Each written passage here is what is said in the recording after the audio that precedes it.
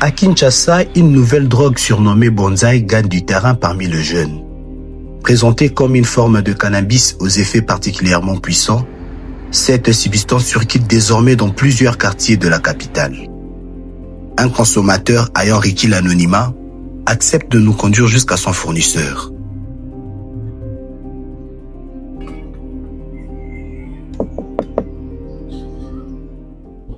Oui, Bonsaï ça. Combien de bah quand même, ça oui, non, ça c'est pas bah bien maintenant de 1000 francs. Bonsaï ça coûte cher, c'est beaucoup à mon profit ça. Bonsaï.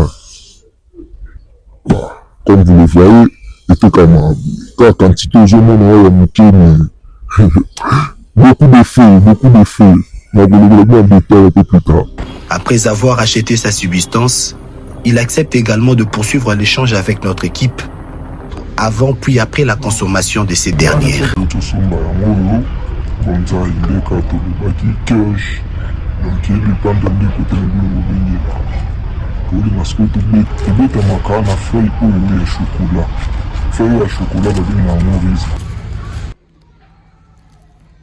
différence entre Bonsaï amené na weed normal yamba oyo tobenga oyo nalingana tobenga yamba premièrement oyo déjà eleki yango ye ndenge aza bokomela mpe kaka taf moko do taf moko ozoloba tire omeli kaka tire moko mais tosali sene oyo ke ata omeli to mosusu bibutei ya tire bokosala mpe te donc yasalaka mpena basene surtout bapremière fois première fois moi mutu amela yango do bamisuku bakanisa bango ke babela bababoma bamisu bakenda na bango mpe bapriere non esala vraimen bato basene nga mona oloba boye esalanga mama na sene esenga bakotisanga délivrance donc basene eza ebele ya eloko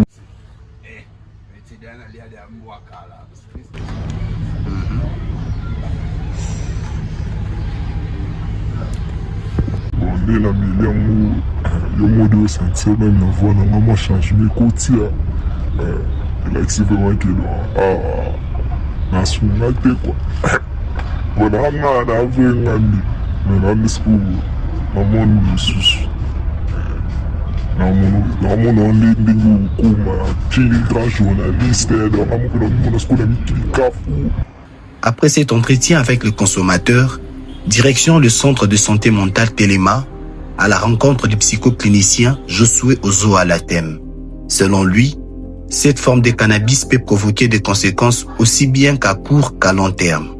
Parmi les effets fréquents observés figurent notamment l'euphorie, les troubles du comportement, ainsi qu'une altération de la perception de la vie. Alors, je dirais que les substances cannabis Bonsaï, c'est une substance psychoactive. Étant une substance psychoactive, ça a des conséquences en long terme et à court terme dans les cerveaux ou sur la psychologie ou le fonctionnement cognitif des personnes qui consomment ce genre de produits.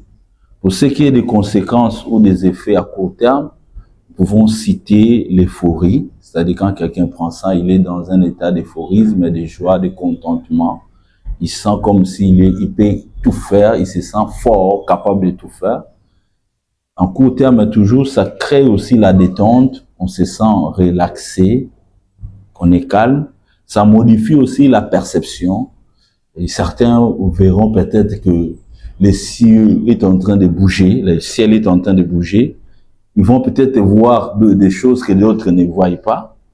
Ça peut toucher aussi la mémoire ou la concentration. Ça peut être de deux côtés, soit difficulté à se concentrer, ou bien une concentration très, très élevée. Et ça peut provoquer toujours les effets à court terme de l'anxiété ou des attitudes paranoïaques. C'est-à-dire avoir peur comme si un danger veut vous guetter.